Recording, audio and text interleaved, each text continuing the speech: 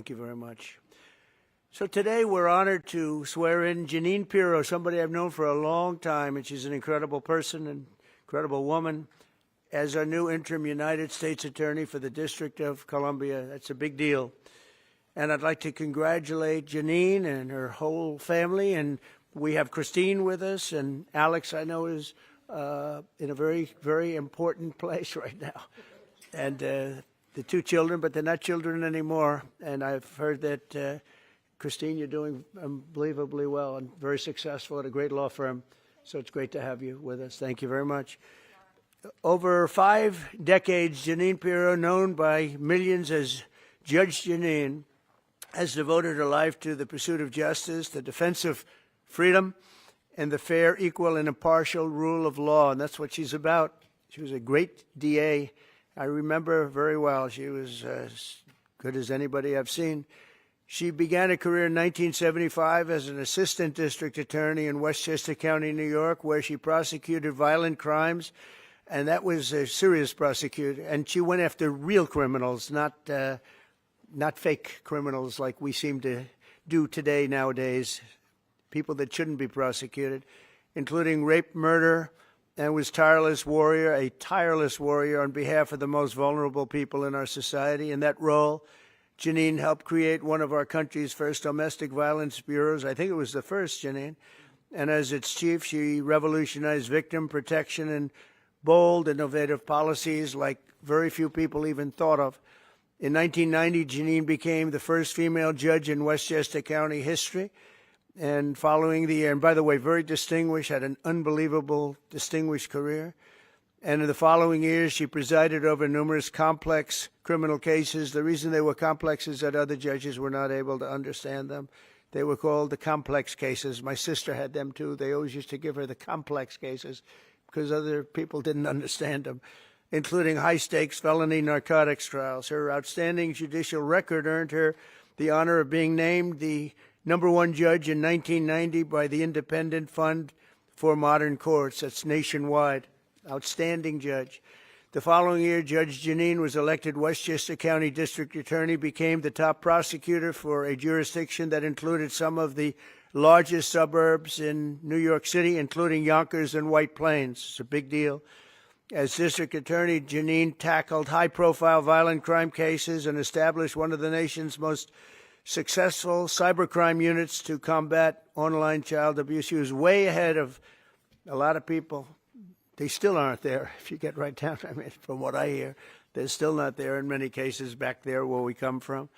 In addition to her stellar legal career, Jeanine also excelled in news media as you know, and she's become one of the most beloved political figures through her time on television, because she's been very, very successful at a thing called television. She got out of what she was doing, and frankly, she does them both great, but she's really, to me, she'll always be known as a great lawyer and a great prosecutor, which is what she's doing now.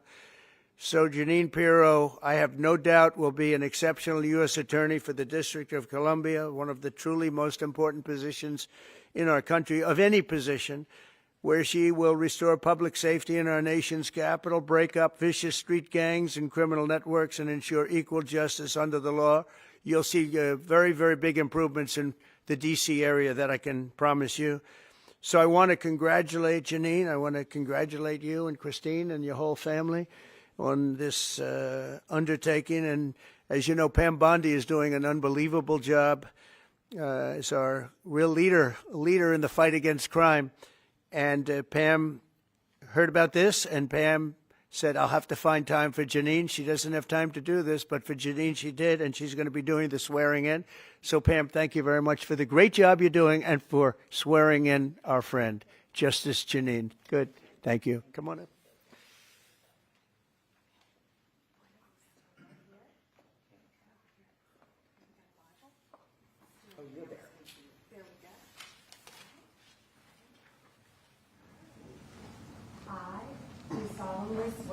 I, Jeanine Pirro, do solemnly swear that I will support and defend the Constitution of the United States that I will support and defend the Constitution of the United States against all enemies, foreign and domestic, against all enemies, foreign and domestic, and that I will bear true faith and allegiance to the same, and that I will bear true faith and allegiance to the same, and that I take this obligation freely, and that I take this obligation freely, without any mental reservation without any mental reservation or purpose of evasion, or purpose of evasion, and that I will well and faithfully and that I will well and faithfully discharge the duties discharge the duties of the office upon which I am about to enter. of the office upon which I am about to enter. So help me God. So help me God. Congratulations. Thank you.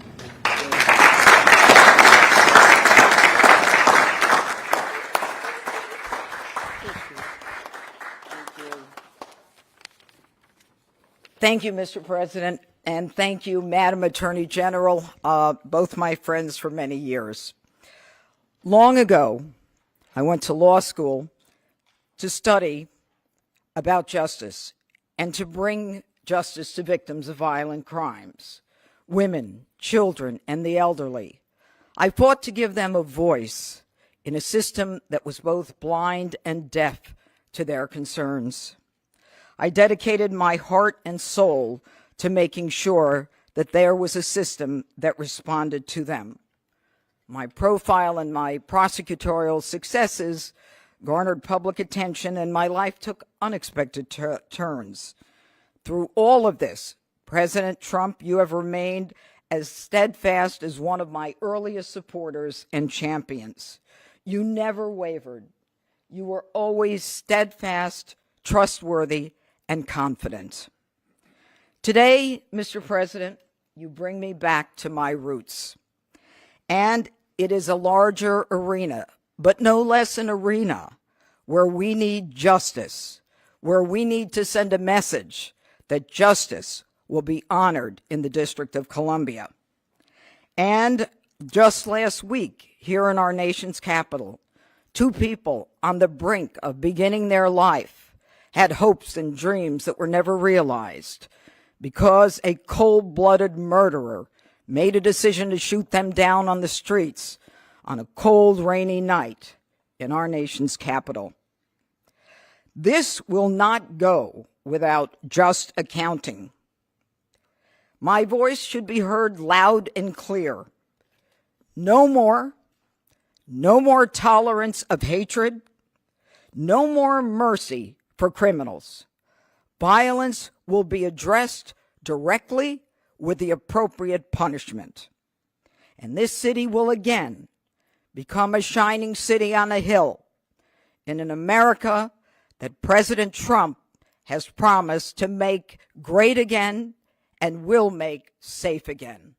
Mr. President, America thanks you, and I thank you.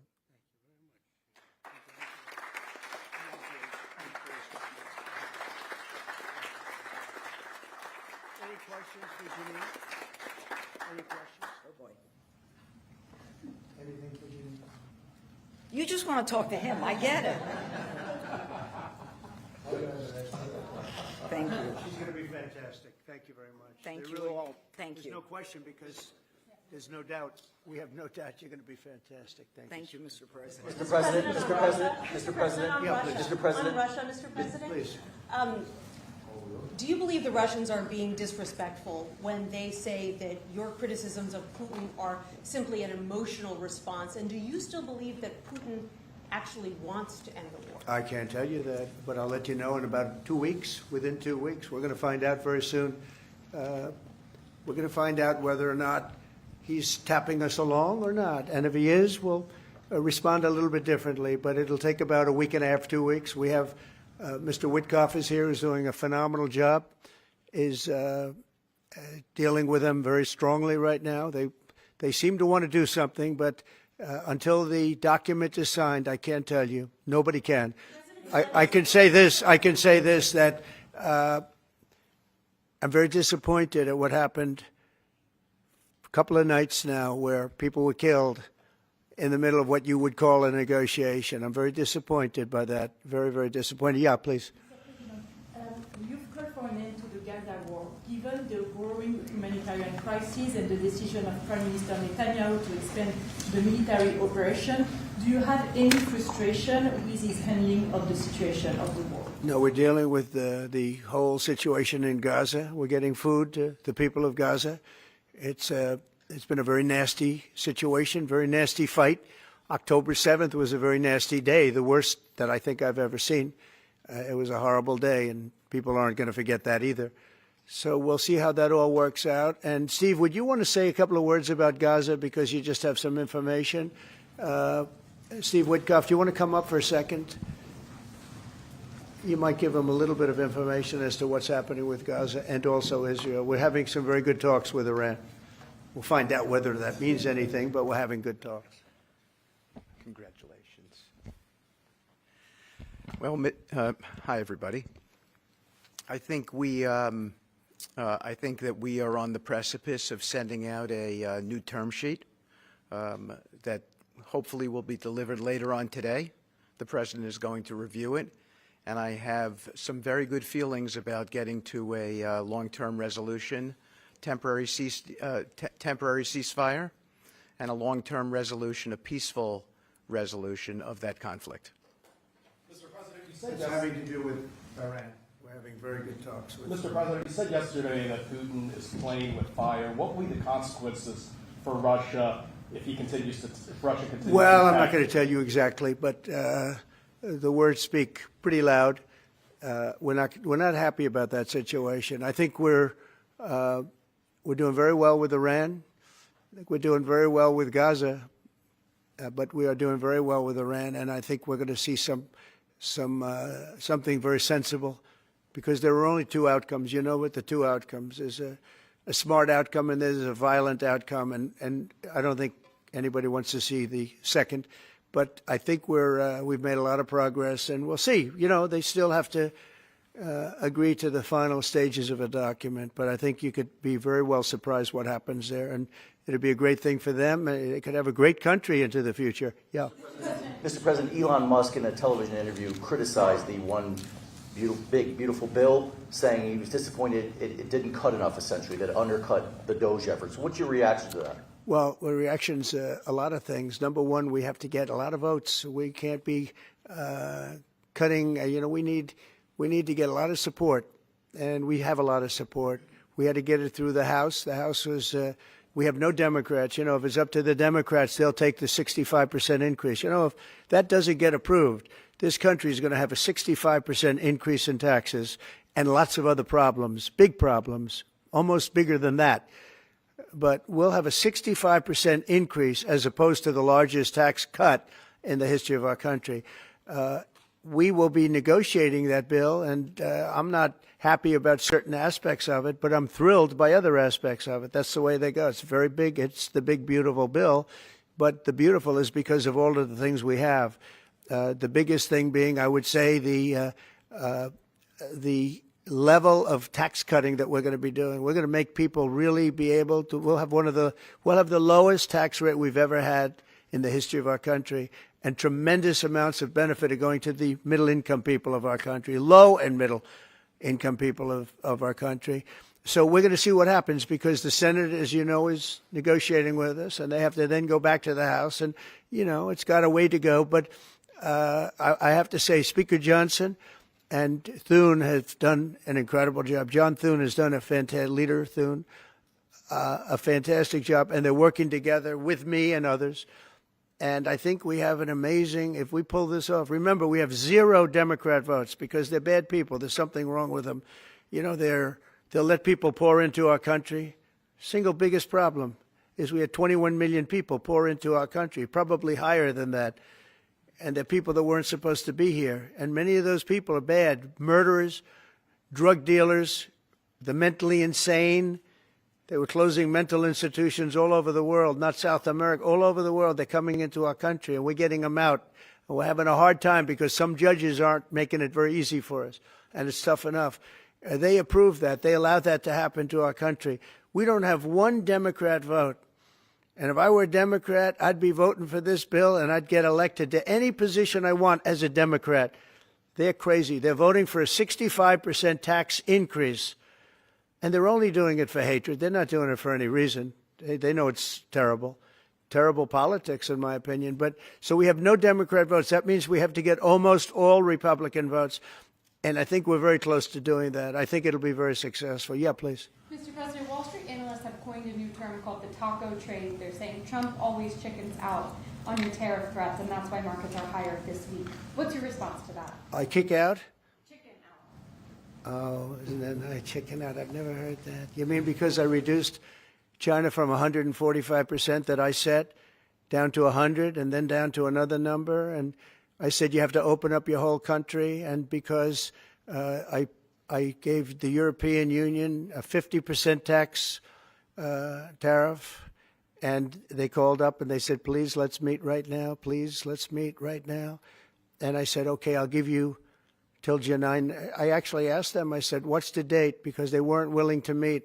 And after I did what I did, they said, we'll meet anytime you want. And we have an end date of July 9th.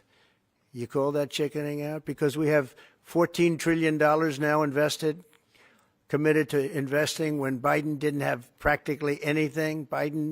This country was dying. You know, we have the hottest country anywhere in the world. I went to Saudi Arabia. The king told me. He said, you got the hottest we have the hottest country in the world right now. 6 months ago, this country was stone cold dead. We had a dead country. We had a country people didn't think it was going to survive, and you ask a nasty question like that. It's called negotiation. You set a number. And if you go down, if I set a number at a ridiculous high number and I go down a little bit, a little bit, they want me to hold that number, 145% tariff. Even I said, man, that really got up. You know how it got? Because of fentanyl and many other things, and you added it up. I said, where are we now? We're at 145%. I said, whoa, that's high. That's high. They were doing no business whatsoever, and they were having a lot of problems. We were very nice to China. I don't know if they're going to be nice to us, but we were very nice to China. And in many ways, I think we really helped China tremendously because, they were having great difficulty because we were basically going cold turkey with China. We were doing no business because of the tariff, because it was so high. But I knew that. But don't ever say what you said. That's a nasty question. Go ahead. To me, that's the nastiest question. Wait a minute. Wait. Go ahead, please. Go ahead. President Zelensky says he's ready to sit down with you and Vladimir Putin in Geneva, and it sounds like General Kellogg is working on preparations for that. Are you planning to sit down with the two of them? Well, I will if it's necessary. It takes. We have to. I think I'm at this point. I wish it would have been that way a couple of months ago.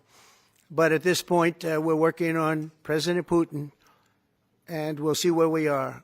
I think we're doing fine, but we'll see. I don't like what's happening. That's one thing I'll say. I don't like when I see rockets being shot into cities. That's no good. We're not going to allow it. You've always said that the war never would have started if you were Would have never happened, and it yet didn't happen. He doesn't seem willing to do anything that you want him to do. Do you still believe that he wouldn't have launched the war? No. We would have never had a war. We would have never had a war. If I were president, if the election weren't rigged, you wouldn't have had the war. You wouldn't have had the war. You wouldn't have had inflation. You wouldn't have had October 7th. That would have never happened because Iran was stone cold broke. They didn't have any money to give to Hamas or Hezbollah.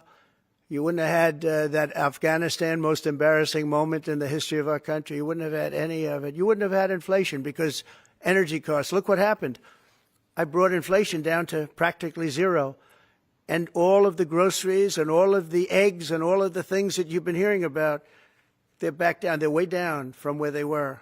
I did something in 4 months that nobody's seen. And I have to say, in 4 months, and I said it before, and everyone's talking about it all over the world, we've got the hottest country anywhere in the world right now. We're the only country anybody's even talking about.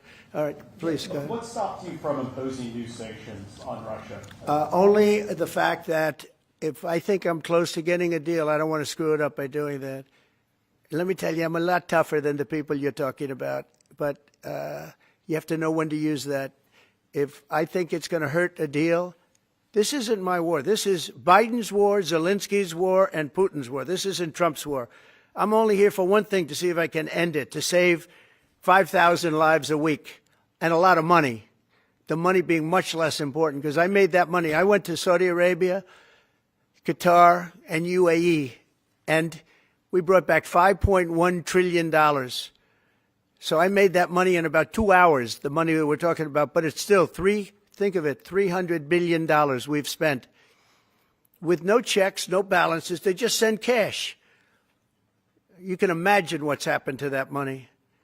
I never saw anything like it in my life, but I'm more interested because I picked up $5.1 trillion and, by the way, got a beautiful, big, magnificent, free airplane for the United States Air Force, okay? Very proud of that, too. They tried to say, oh, it's Trump's airplane. Oh, yeah, sure. It's too big. Frankly, it's too big, much too big. When can we expect that to be the Air Force One? Well, it's here already. Yeah. It's in the country. It's being refitted for military standard. How much will it cost to refit it? Oh, I don't know. Whatever it is, a hell of a lot less than building a new one. We're waiting too long from Boeing. Boeing has got to get its act together. Yeah. Sir, on Nippon Steel, this arrangement that was just announced in the Yeah. Golden Share, is that an arrangement you would consider for TikTok as well? Nothing to do with TikTok. Totally different kind of a deal. We'll have to get, to do it properly, we'll probably have to get China's approval. China's never easy. China's never easy. But I think we'll be able to save TikTok. I'd like to save TikTok. I mean, TikTok was very good to me. I won the young people by 37%. No Republicans ever won, and I won by 37%. And Charlie Kirk will tell you TikTok helped, but Charlie Kirk helped also. Oh, he just happens to be here. Look at him. He loves that we mentioned that name, right, Charlie? He's done great, and I appreciate all the help. But with young people, we won by 37%, Charlie, and you helped. But TikTok was amazing.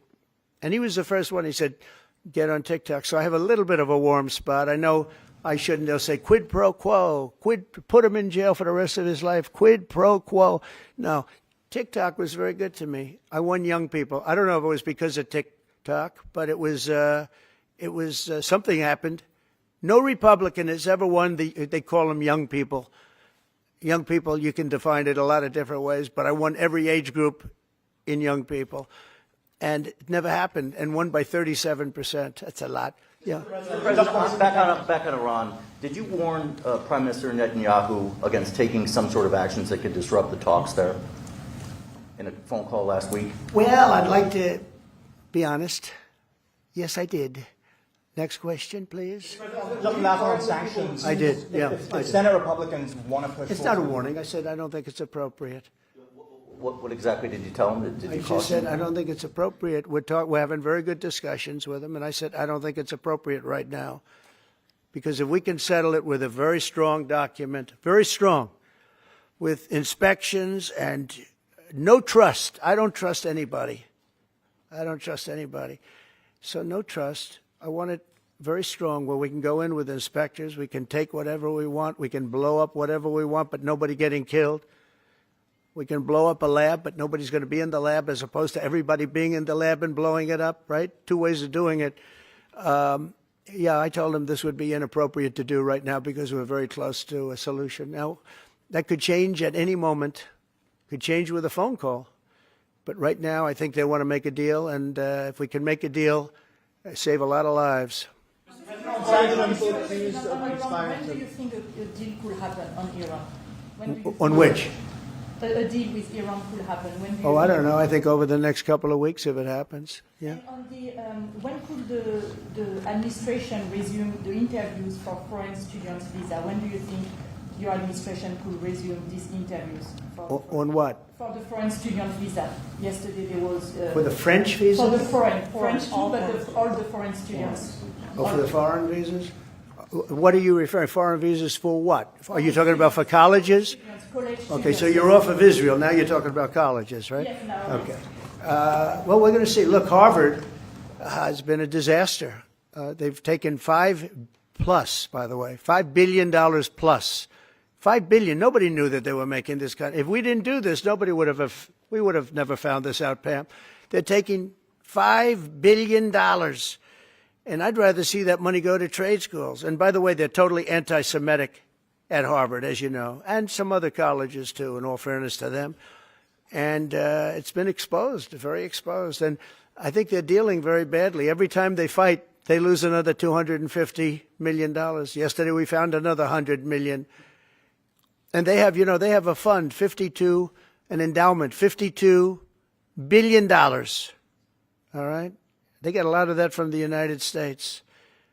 And I think it's ridiculous. I think this, everyone's coming up to me saying, we love the idea of trade schools.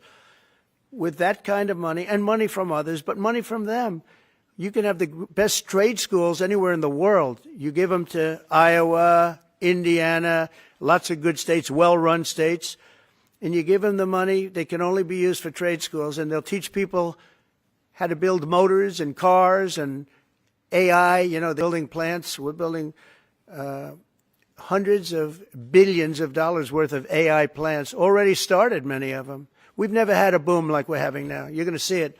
There's never been anything like it. So we're up to about $14 trillion in investments. There's never been anything even close. You look at Biden, this guy, they had people leaving as opposed to investing. And they're doing it because of November 5th, and they're doing it because of the tariffs. The tariffs have been tremendous. I can promise you, and I have great respect for the people at the European Union, they wouldn't be over here today negotiating if I didn't put a 50% tariff on. The sad thing is now when I make a deal with them, it's something much more reasonable. They'll say, oh, he was chicken. He was chicken. That's so unbelievable. I usually have the opposite problem. They say, you're too tough. Mr. President, on Harvard, there were some Jewish students protesting on campus yesterday. They said they don't want you making these huge cuts, cutting off student visas to Harvard in their name, because they feel Harvard like it has makes to them show more us. of a target. Okay, Harvard has to show us their lists. They have foreign students. About 31% of their students are foreign-based, almost 31%.